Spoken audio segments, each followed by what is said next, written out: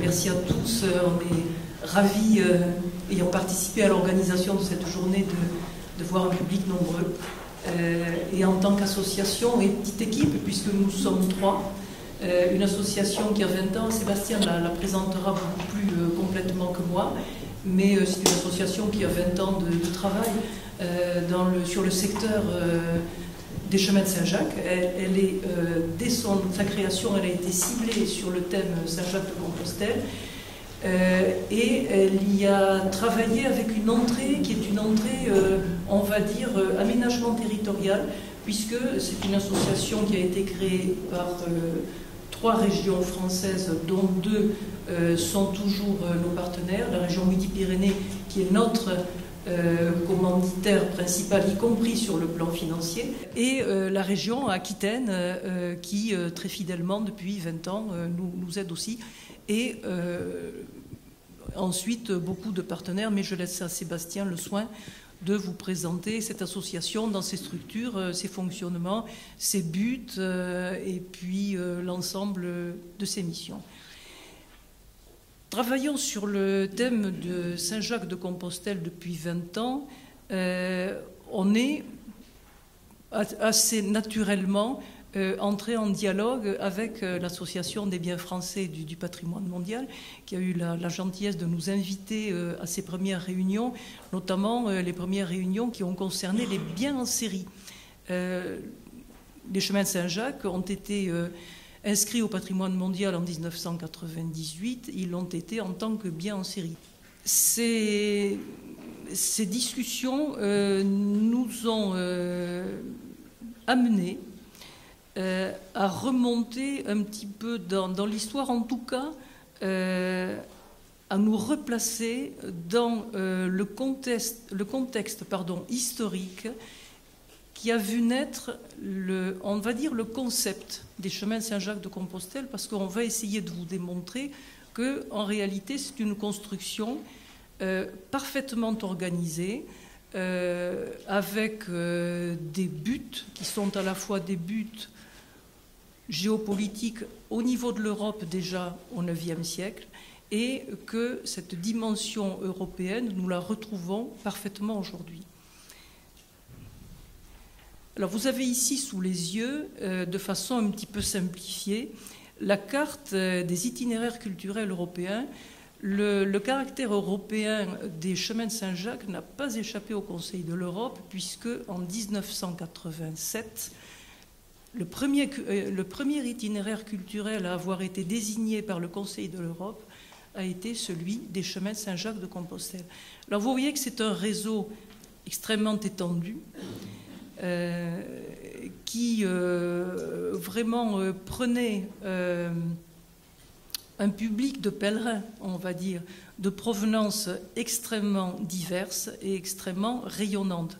On avait des provenances du centre de l'Europe, on avait des voies maritimes qui venaient d'Angleterre, et puis vous voyez également deux traductions dans cette carte. L'une, c'est qu'on a un point de confluence qui est sur notre territoire français, et c'est un point de confluence qui se situe au niveau des Pyrénées, puisque ensuite on rejoint un chemin unique qui est le chemin espagnol, le Camino Frances. Cette configuration nous amènera tout à l'heure à constater que la densité des édifices qui font partie des chemins de Saint-Jacques, bien numéro 868, mais qui comporte 78 biens en tout, et la densité la plus forte va être trouvée dans le sud de la France. Sur l'histoire maintenant, on a pensé qu'il était extrêmement indispensable de voir quels étaient les facteurs qui avaient donné naissance au pèlerinage de Saint-Jacques de Compostelle. Et on va être un petit peu... on va être un petit peu surpris. On pense généralement au chemin de Saint-Jacques de Compostelle, on pense à un pèlerin avec son habillement, avec son bâton, il prend la route, il va à Saint-Jacques de Compostelle pour accomplir ce que font tous les pèlerins, soit une action de grâce, soit demander une indulgence, soit demander un avenir meilleur pour lui et les siens. Nous sommes ici avec la carte que vous avez sous les yeux à la fin du IXe siècle. Au début du IXe siècle, nous sommes dans l'Empire carolingien et nous sommes dans une période où se rencontrent deux préoccupations importantes. La première, c'est une préoccupation d'extension de l'Empire par Charlemagne. Vous avez ici figuré en gris foncé l'Empire de Charlemagne tel qu'il a pris à son arrivée à son arrivée en 768. C'est un empire qui avait été déjà augmenté par son père Pépin le Bref. Et vous avez en gris plus clair les territoires qui ont été gagnés par Charlemagne avec, en partie jaune, avec des pointillés, des peuples qui ont été soumis, qui sont rentrés, on va dire, dans l'orbite de l'Empire carolingien, mais qui n'ont pas été conquis.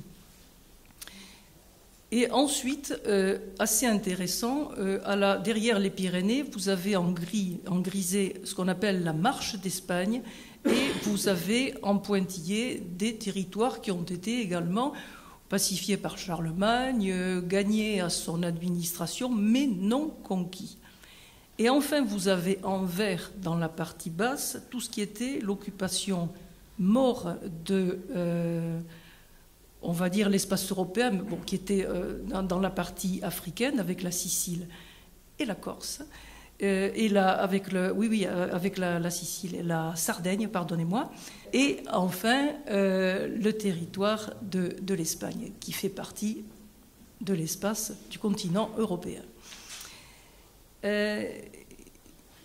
Cette expansion, qui est une expansion, on va dire, de pouvoir temporel, elle s'est doublée assez rapidement d'une dimension qui est une dimension spirituelle. En l'an 800, Charlemagne a été sacré empereur. Ce n'est pas un geste tout à fait neutre. L'Église, par là, marque sa volonté d'utiliser Charlemagne comme son bras armé au service d'un espace européen chrétien. Et à cette époque-là, il est très... nous nous sommes habitués ici, surtout en France, à la division entre le pouvoir spirituel et le pouvoir temporel. À cette époque-là, il y a une confusion, et dans la même main, c'est-à-dire celle de l'empereur, qui a reçu par le sacre une mission qui est de droit divin, donc il est susceptible d'accomplir des actes spirituels. D'ailleurs, Charlemagne dirigera des conciles. Donc, il y a une conjonction, et ça c'est très très important quand on veut comprendre les chemins de Saint-Jacques de Compostelle, il y a une conjonction entre l'expansion de la chrétienté, on gagne vraiment des chrétiens, et on va gagner, bien sûr, on va repousser la domination maure sur l'Espagne, on va repousser l'islam, et Charlemagne en profite également, va surfer là-dessus pour agrandir son espace, qui est un espace temporel. Alors, ce qu'on peut dire de l'Espagne, c'est qui est très vrai. Un historien comme Guy Hermé dit, mais finalement, l'Espagne a été gagnée par le pouvoir spirituel.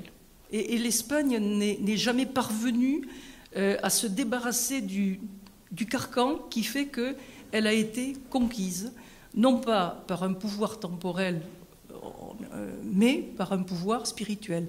Et on va voir que Saint-Jacques de Compostelle a joué là-dessus un rôle très important, parce que vous savez que Saint-Jacques de Compostelle est le saint patron de l'Espagne, et il est devenu le saint patron de l'Espagne pour gagner vraiment le combat de la religion.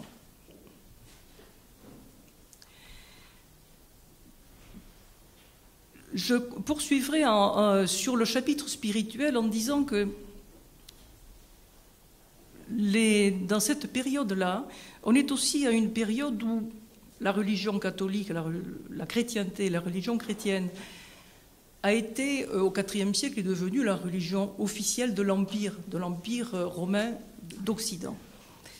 Mais on s'est trouvé confronté à une difficulté qui est celle, on parlait du lien avec les collectivités tout à l'heure et du lien avec la population, mais là, le problème de la religion catholique a été de rencontrer, de faire naître un sentiment de piété, parce que la piété n'existait pas. On avait une construction qui était très intellectuelle, on avait fait une organisation spatiale avec les évêchés, etc., puisque la grande force de la religion chrétienne a été de construire tout de suite un système, ce qu'on n'a pas fait d'autres religions, et de s'appuyer sur des évêques-là.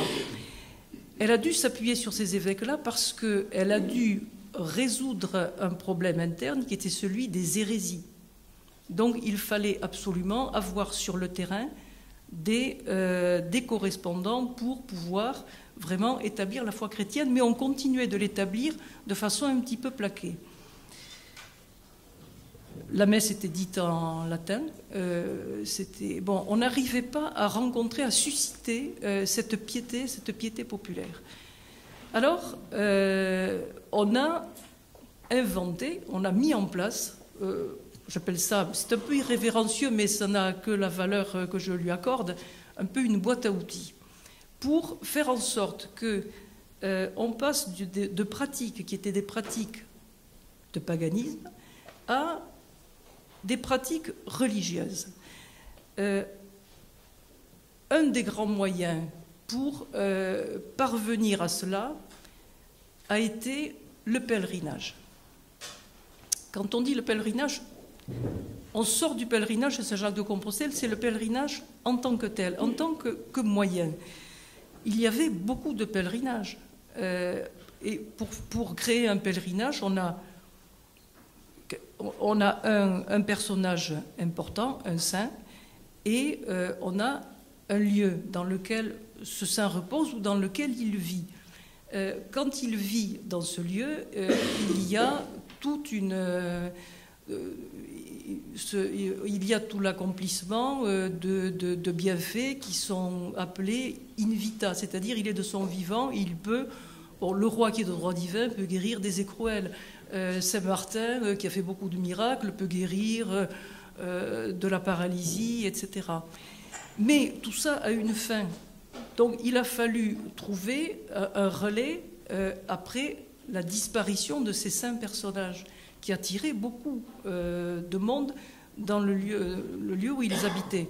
On a donc inventé les reliques, c'est-à-dire qu'on a divisé et on a installé dans des lieux que nous allons retrouver sur le pèlerinage des reliques qu'on pouvait aller voir et on n'entre pas dans les détails de ce qui a été mis en place au niveau du droit canon sur ce point, mais on est venu créer un certain nombre de lieux qui ont possédé des reliques de personnages insignes. Alors, bien entendu, les lieux les plus importants avaient les reliques les plus importantes. On va retrouver toute cette architecture sur le pèlerinage de Saint-Jacques. Mais je me réfère à la vue précédente. La particularité du pèlerinage de Saint-Jacques-de-Compostelle, c'est sa dimension. C'est-à-dire qu'on va, en termes d'outils, le pèlerinage, on est dans un outil assez connu, assez traditionnel, mais on va l'utiliser pour des motifs géopolitiques. On va donc désigner un personnage éminent et on va choisir Saint-Jacques. Saint-Jacques, il est vraiment parmi les très proches du Christ et c'est quelqu'un qui est, par son rayonnement, par son importance dans l'entourage du Christ, Il était avec lui à Gethsémani, il a été vraiment très proche. C'est le frère de Jean qui ensuite était aussi un très proche du Christ et qui est resté auprès de Marie après l'exécution de Jésus, après la crucifixion.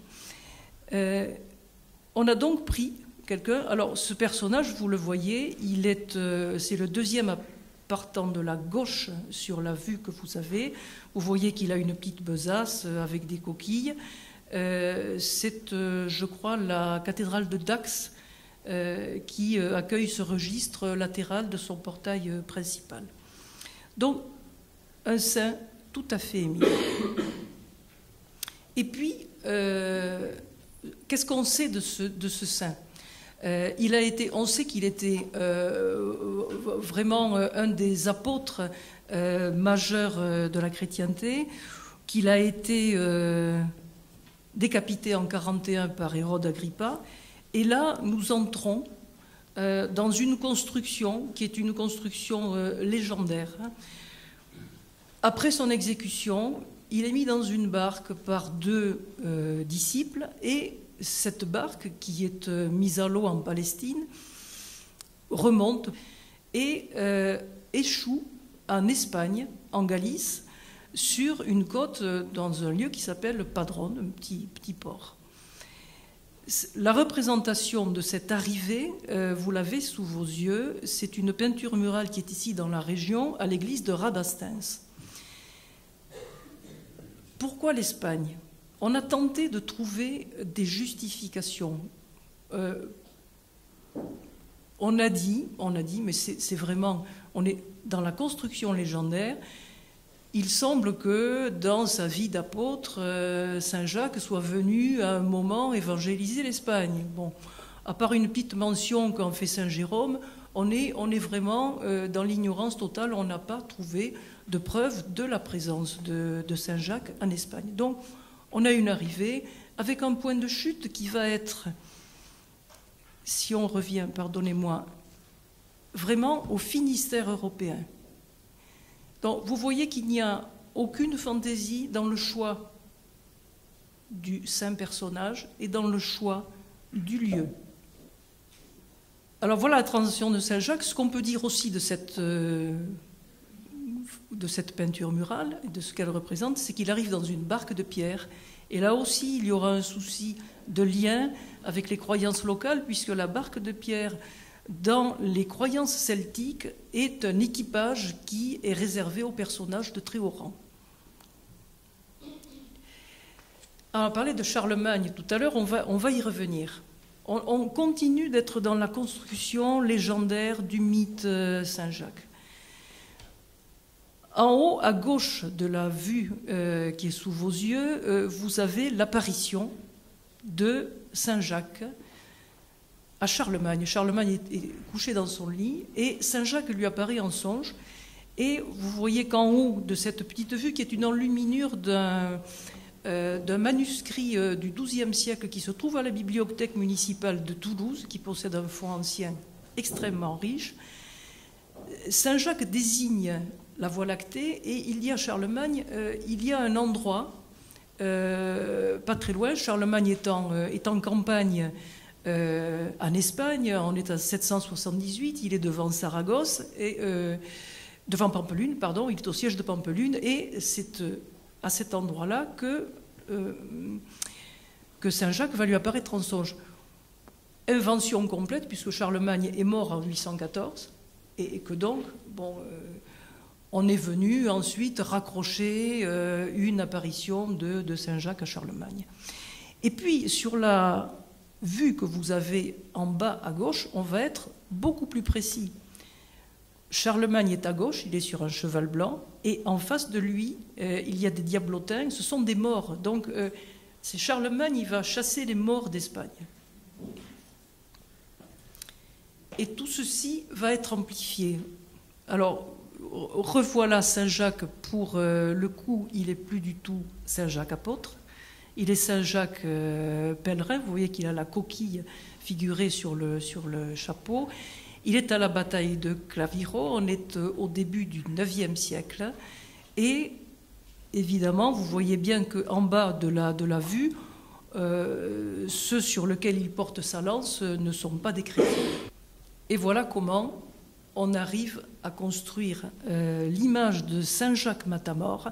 Ça, c'est un très très beau vitrail du milieu de la Renaissance qui est à l'église de Notre-Dame-en-Vaux à Châlons-en-Champagne, si je ne me trompe pas.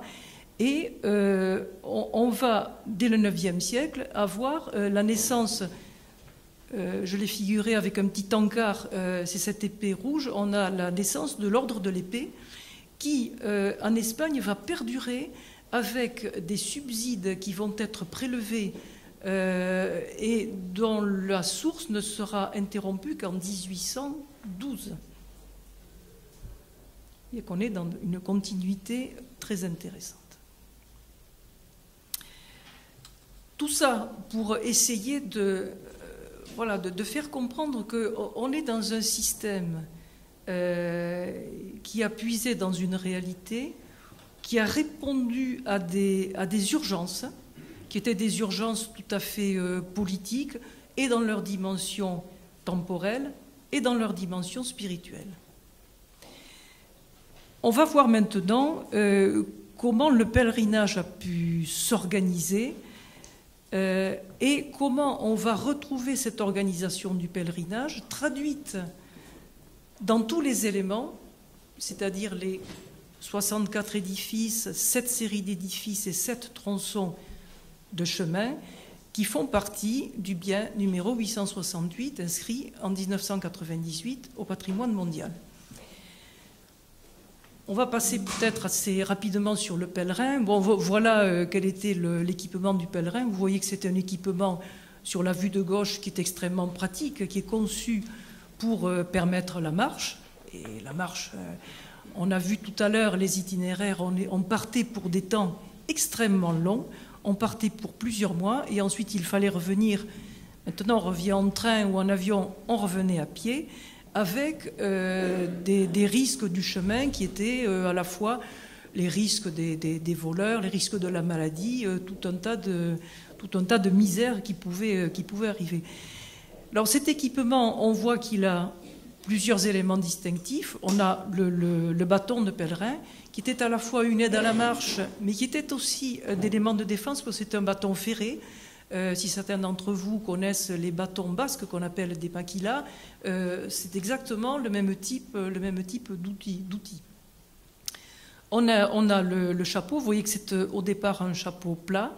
Dans l'équipement, dans le vestimentaire initial, on n'a pas de caractère distinctif, on n'a pas de coquille.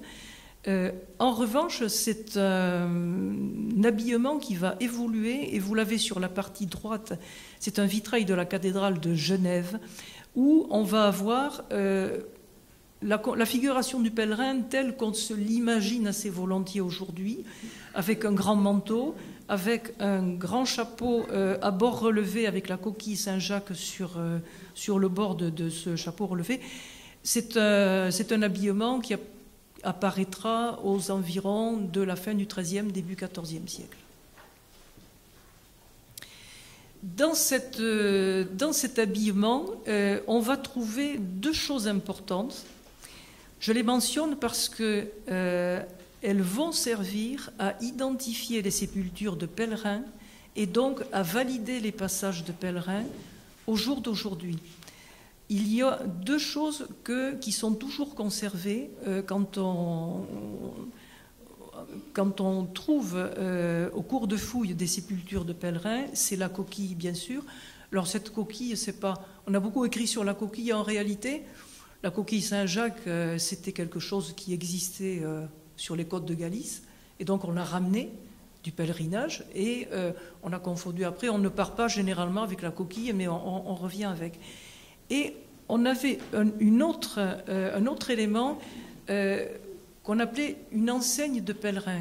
Les enseignes de pèlerins, il y en a eu beaucoup. Les grands pèlerinages en France ont tous eu leurs enseignes de pèlerins fabriquées sur place par les custodes qui s'occupaient des dévotions dans les édifices. Et c'était des enseignes en plomb qui identifiait le personnage qu'on était venu honorer, qu'on était venu visiter par son pèlerinage. Ici, c'est Saint-Jacques-de-Compostelle qui est figuré sur cette enseigne de pèlerins.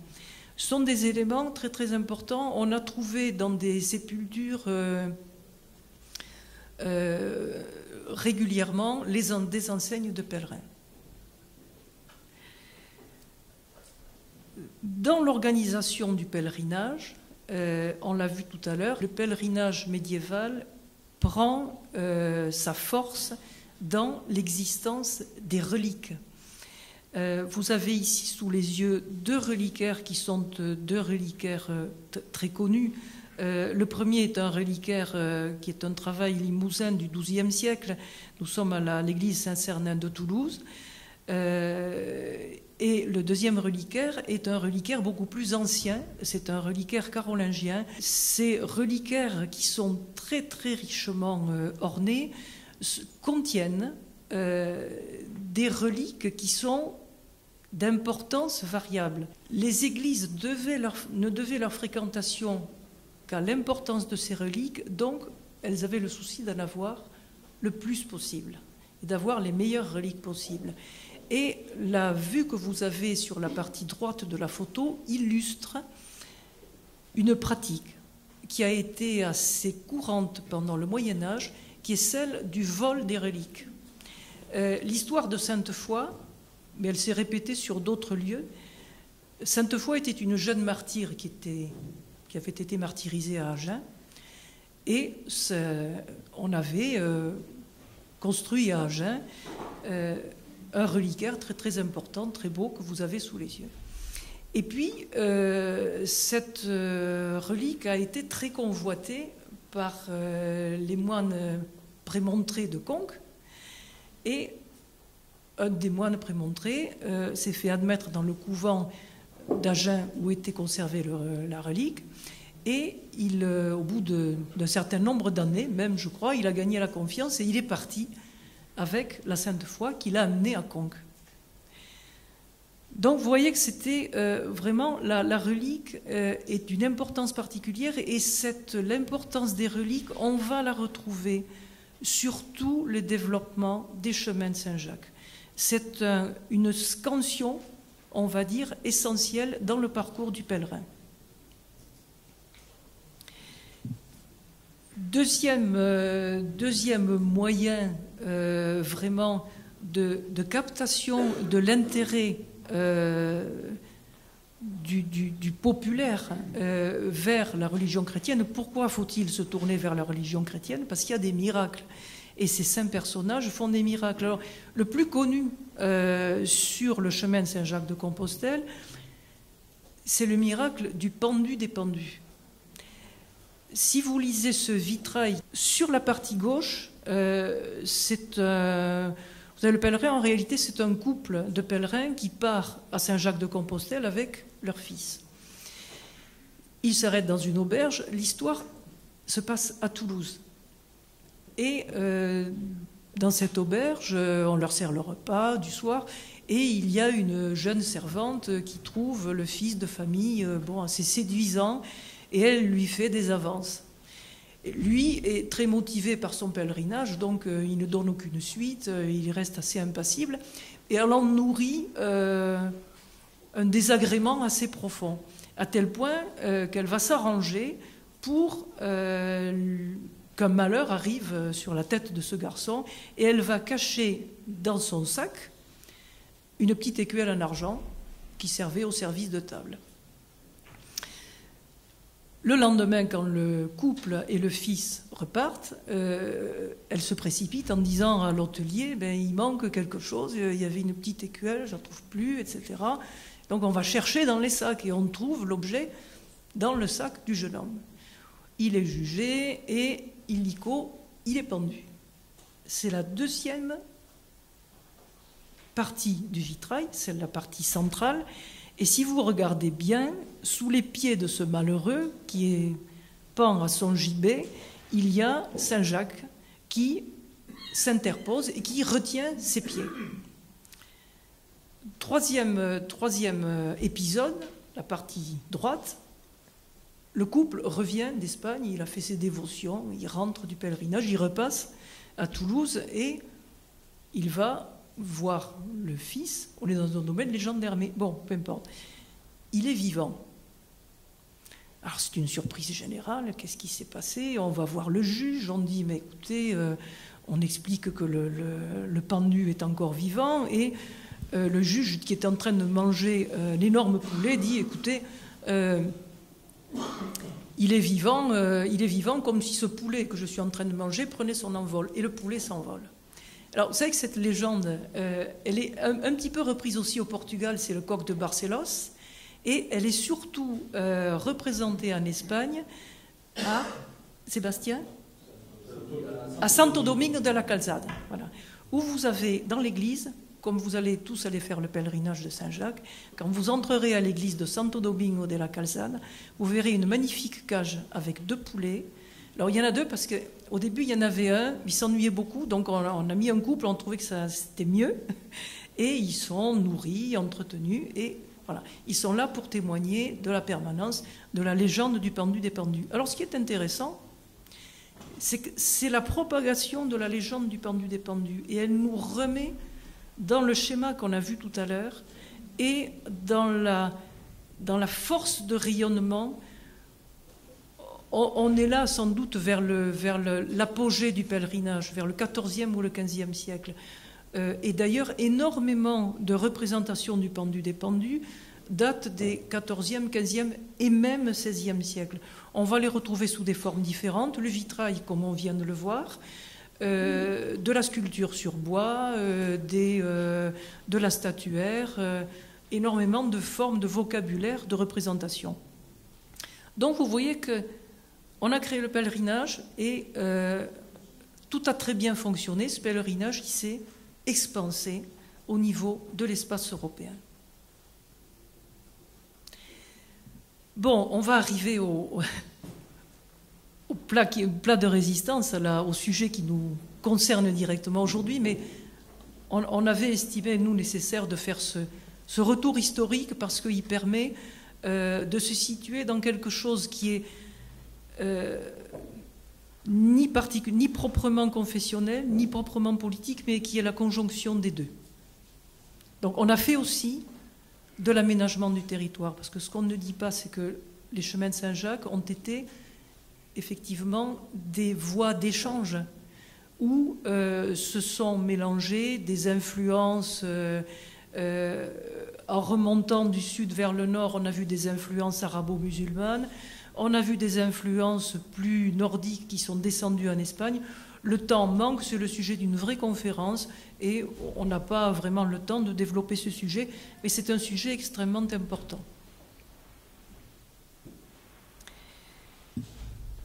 Plusieurs choses. Quand on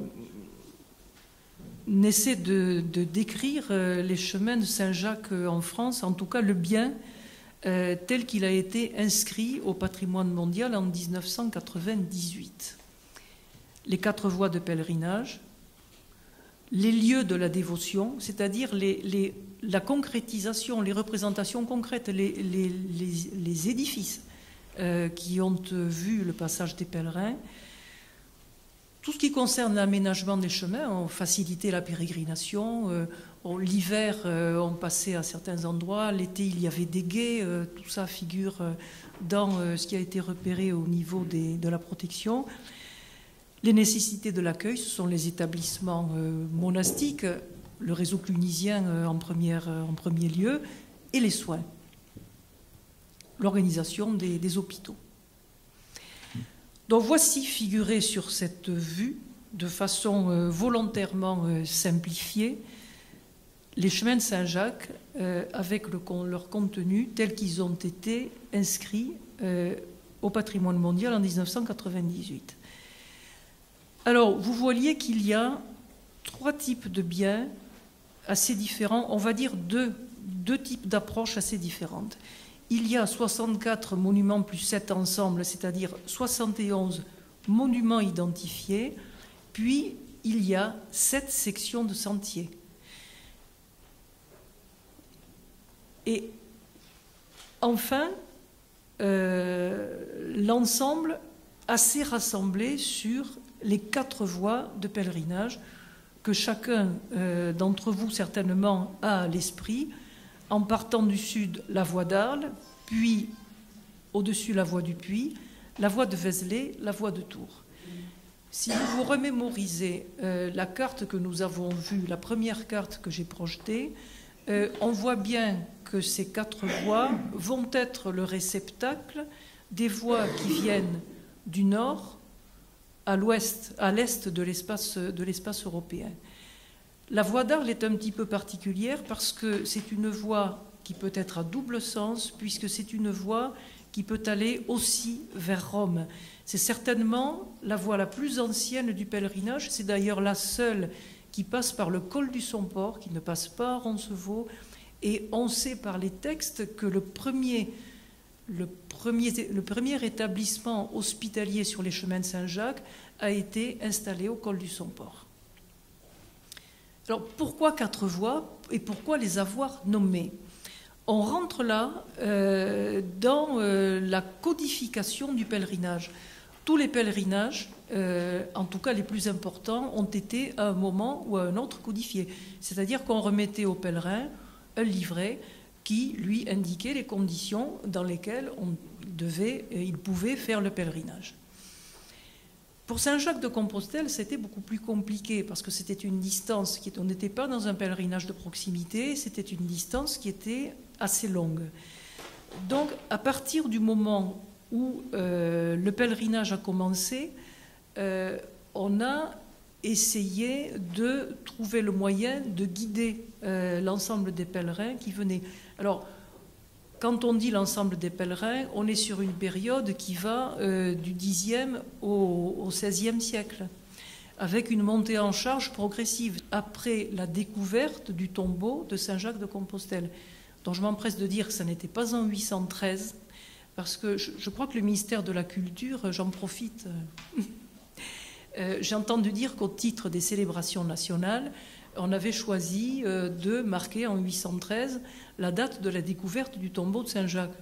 C'est complètement inexact. Nous avons fait nos remarques, et je sais que la Société française des Amis de Saint-Jacques, Adeline Rucois, les a faites remonter aussi auprès de la direction des Archives de France. En tout cas, aucun texte ne prouve que le tombeau de Saint-Jacques a été découvert en 813. Alors, comment est-ce qu'on a nommé ces 4 voies? Elles ont été nommées au début du XIIe siècle dans un codex qu'on appelle le Codex Calixtinus, qui est le livre 5 du document général du pèlerinage qu'on appelle le Liber Sancti Jacobi, le tout étant conservé à la cathédrale de Saint-Jacques-de-Compostelle. Le rédacteur de ce codex est réputé avoir été un moine poitevin qui s'appelait Anne-Marie Picot. On ne va pas entrer dans les détails, mais est-ce qu'il a vraiment fait le pèlerinage? Est-ce qu'il a codifié le pèlerinage en faisant un pèlerinage tout à fait virtuel? C'est peut-être assez probablement le cas, mais il est venu nommer ces voies. Et ce qui est intéressant d'essayer de comprendre, c'est pourquoi on a désigné ces 4 voies. Quand on regarde un petit peu les choses de près, on s'aperçoit que, par exemple, la voie d'Arles, elle part d'Arles. Deux raisons peuvent être, avec les éléments historiques qui sont en notre possession, peuvent être avancés. L'une est complètement légendaire. La légende veut que, et ça c'est la chanson de Roland, on est 1 siècle et demi aussi après Roncevaux, vous voyez que tout ça est une construction qui a été assez lente. La légende veut que les preux et les chevaliers, après la défaite de Roncevaux en 778, ont été enterrés de Roncevaux jusqu'à Rome, avec une grande partie d'entre eux, disent les textes, au cimetière des Aliscamps à Arles. Donc un lieu marqué, on refait le lien avec Charlemagne, on refait le lien avec l'Empire carolingien, avec cette dimension géopolitique. Et puis à Arles, mais ça c'est mon ami Philippe Mercier qui me l'a appris et je suis allée à ces sources-là aussi. Il y avait l'évêque Saint-Cizaire qui a beaucoup œuvré contre l'hérésie arienne. Donc, on voit que la nomination de cette voie, elle n'est pas due au hasard, il y a des raisons objectives. On n'a pas inventé une voie d'Arles. La voie du Puy, je viens de le dire, c'est le premier évêque réputé avoir fait le pèlerinage qui a marqué du Puy. Et puis au Puy, il y avait également, on a dit qu'il y avait beaucoup de pèlerinages, il y avait la vénération de la Vierge Noire au Puy. Il y avait donc installé déjà une dévotion extrêmement importante. Dévotion importante aussi à Vézelay et dévotion importante à Tours. Donc qui en réalité est la voie de Paris. Mais on a choisi de nommer Tours à cause de Saint-Martin de Tours et à cause de l'évêque de Tours, également grand pourfendeur de l'hérésie arienne. Vous voyez que quand on parle des 4 voies, on ne veut pas réduire, on a quand même un petit peu fixé les choses. Et quand on s'est attaché au dossier de demande d'inscription au patrimoine mondial, on a cherché des accroches pour avoir quand même des listes, des pistes de lecture de ce patrimoine qui est extrêmement complexe, et on est naturellement revenu à la désignation historique des 4 voies. Avec ces lacunes, puisque vous voyez qu'il y a une série d'édifices qui figurent dans le bien 868, mais qui ne sont pas sur les 4 voies. Mais c'était des édifices qui étaient... On a Amiens, on a ici le Mont-Saint-Michel, on a Folleville, on a des édifices en Picardie, on a dans l'Oise Compiègne, on a Folleville, et puis ensuite on a en Champagne... Voilà. Notre-Dame-en-Vaux et Châlons et la basilique de l'Épine.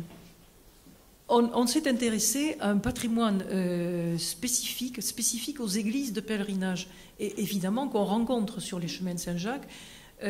Vous avez à droite de la vue qui vous est présentée l'église de Vézelay, dernière église avec Saint-Jacques de Compostelle à offrir les développements architecturaux aussi importants. Un point commun de ces 2 églises, l'existence de collatéraux et l'existence d'un chevet rayonnant pour permettre aux pèlerins, tout est fait pour permettre de canaliser, d'organiser le flux des pèlerins. On tourne en partant du côté nord, on fait ses dévotions aux reliques, on revient par le côté sud. Et il faut organiser tout cela, d'autant qu'on sait, grâce au décryptage qui a été fait de la chanson de Sainte-Foy, que la scansion fait qu'il y avait certainement un mouvement également. On n'avançait pas linéairement, on avançait en alternant d'un pied sur l'autre. Il y a bien entendu, avant de passer il y a bien entendu des églises beaucoup plus modestes, mais vous les verrez sur les panneaux qui vous sont présentés à l'extérieur. Et puis, on a des aménagements, il a fallu permettre l'avancée sur les chemins. On a donc construit, on les trouve parfaitement identifiés dans la protection du bien 868, un certain nombre de ponts, dont certains, notamment en bas à droite de votre vue, qui est le pont d'Agnan dans le Gard, étaient des ponts qui étaient déjà présents, pas dans cette forme-là, mais qui étaient déjà des points de passage des voies romaines, puisque la voie d'Arles, c'est dans sa partie la plus au sud, la Via Domitia. Ce que je n'ai pas dit tout à l'heure, et je profite d'aborder le chapitre de la pérégrination pour le dire, c'est que au début du pèlerinage, on n'avait pas de grandes voies de circulation. On avait des voies romaines, et puis on a eu des voies qui ont été créées par Charlemagne pour l'organisation de son administration. Et on a repris carrément, on s'est coulé dans ces itinéraires existants. Donc en haut à gauche, pour satisfaire votre curiosité, on est dans le Gers, sur le GR 65, puisque maintenant ce sont des sentiers de grande randonnée. Là, je fais un clin d'œil à nos amis de la Fédération française de la randonnée pédestre. Nous sommes au pont de l'Artigue à Beaumont-sur-Losse dans le Gers, à côté de l'Arcingle. Nous sommes en haut, à droite, monsieur le maire, il est par là, à Saint-Chély-d'Aubrac. C'est un pont qui, vous voyez, dans sa partie médiane, accueille une croix qui est une croix de pèlerinage avec une magnifique représentation d'un Saint-Jacques. Nous sommes toujours dans l'Aveyron, en bas à gauche, nous sommes à Estaing et nous sommes à Agnan, comme je venais de le dire à l'instant.